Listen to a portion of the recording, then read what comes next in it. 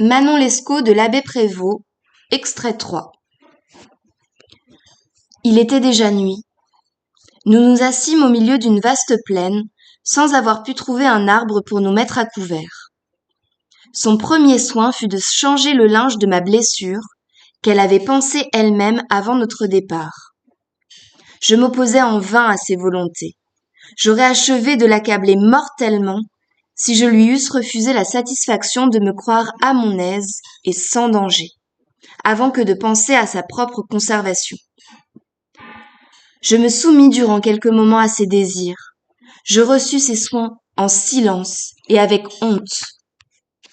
Mais lorsqu'elle eut satisfait sa tendresse, avec quelle ardeur la mienne ne prit-elle pas son tour? Je me dépouillai de tous mes habits pour lui faire trouver la terre moins dure en les étendant sous elle. Je la fis consentir, malgré elle, à me voir employer à son usage tout ce que je pus imaginer de moins incommode. J'échauffai ses mains par mes baisers ardents et par la chaleur de mes soupirs. Je passai la nuit entière à veiller près d'elle et à prier le ciel de lui accorder un sommeil doux et paisible. Ô Dieu, que mes vœux étaient vifs et sincères! Et par quel rigoureux jugement aviez-vous résolu de ne les pas exaucer? Pardonnez si j'achève en peu de mots un récit qui me tue. Je vous raconte un malheur qui n'eut jamais d'exemple. Toute ma vie est destinée à le pleurer. Mais quoique je le porte sans cesse dans ma mémoire, mon âme semble reculer d'horreur chaque fois que j'entreprends de l'exprimer. Nous avions passé tranquillement une partie de la nuit. Je croyais ma chère maîtresse endormie, et je n'osais pousser le moindre souffle, dans la crainte de troubler son sommeil.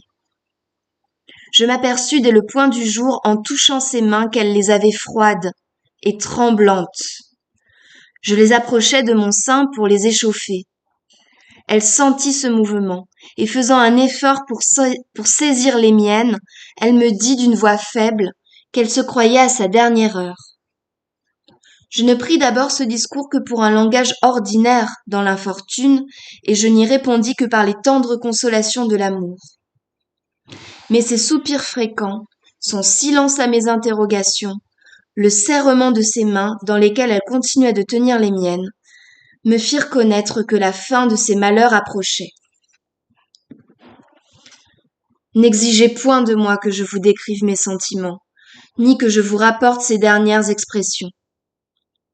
Je la perdis. Je reçus d'elle des marques d'amour au moment même qu'elle expirait.